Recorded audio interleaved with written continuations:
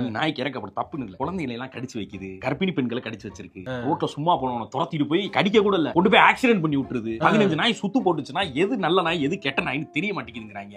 தூய்மை பணியாளரை கடிச்சு வச்சிருக்கு.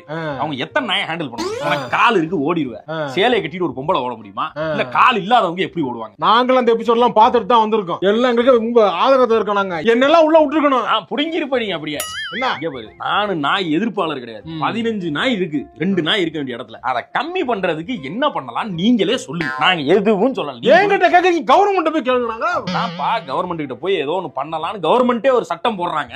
அதை தடுக்க கூடாதுன்னா நாயை கொன்றுவாங்க. தீர்ப்பு போய் நாயை கொன்னு போடுவாங்க. தீர்ப்பு போய் அக்ரஸா இருக்க நாய் வெறி பிடிச்ச நாய் எல்லாம் கொன்னு என்ன பண்ணுவீங்க? சரி நீ சொல்ற நான் ஒத்துக்கிறேன். என்ன பண்ணலாம் அப்ப சொல்லுங்க. கவர்மெண்ட் போய் கேளு. என்ன கேக்குறா வந்துட்டு? அதான்டா கவர்மெண்ட் ஒரு திட்டம் கொண்டு வந்தா நீங்க தான் தடுக்கிறீங்களடா. நாயை கொன்னு போடுவாங்க.